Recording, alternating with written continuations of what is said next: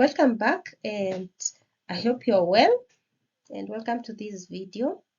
I hope we have all watched the previous videos on definition of demand and the determinants of demand. This video will look at the types of demand, and we jump straight to the first one, which is the cross demand. Cross demand is a term used to describe the fluctuation in demand for a product based on changes in price of another related commodity. Essentially, it gauges how alterations in the cost of one product can impact the market for a different related one. This means that the demand for a particular product is not solely determined by its own price, but also by the cost of other related goods. A good example is the sensitivity that butter has in response to changes in price of margarine. Another type is the price demand. The concept of price demand refers to the willingness of consumers to spend a certain amount on a product at a given price, or simply put, how much they are willing to pay for a specific quantity of goods or services. Normally, many companies use this information on price demand to gauge the optimal price point for a new product launch.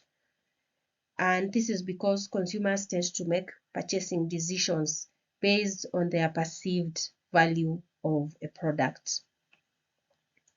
Another type is the income demand. One important factor to consider when analyzing consumer behavior is usually the income demand.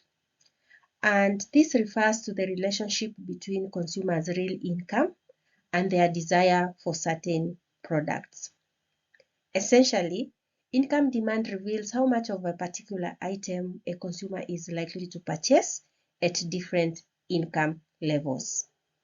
Interestingly, consumers tend to buy more of a certain good in proportion to any increase in their income, particularly when it comes to luxury products.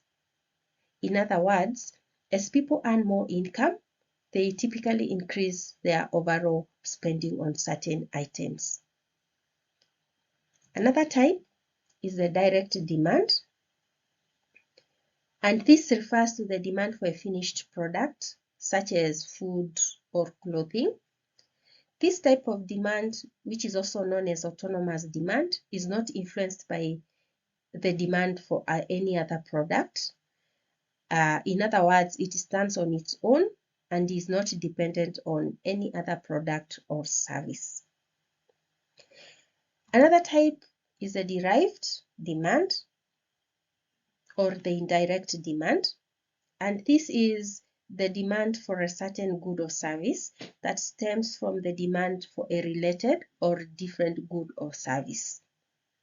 To illustrate this, the demand for pencils leads to a demand for materials such as wood, graphite, paint, or even erasers that are used in their production.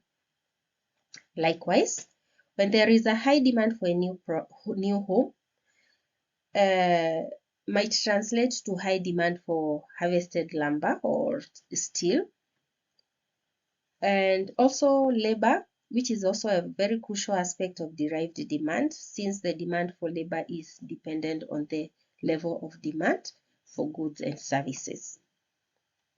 Another type is the composite demand, and this refers to a situation where a single product can be utilized for multiple purposes.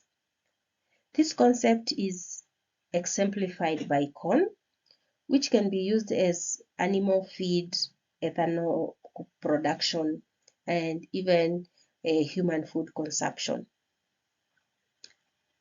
However, a surge in demand for one of these products can lead to a shortage in supply for the others because they are all relying on a single product, which is the corn. Another example of a product with diverse uses is milk, which can be transformed into cheese, yogurt, cream, butter, and other products. It is worth noting that an increase in demand of one of these milk products can ultimately affect the supply of the other products. Next is the joint or complementary demand. And here we're referring to the demand for commodities that are needed together to satisfy a want. There is joint demand for two commodities when they are such that without one, the other cannot fulfill a need or want. And a good example is the demand for cell phone. If it increases, then there is an increase in demand for cell phone chargers. Also, other complementary demand products is cars and petrol, as well as torches and batteries. I hope you've learned something on this. And thank you for watching, and hope to catch you again on the next video, which will be talking about demand schedule and demand curve.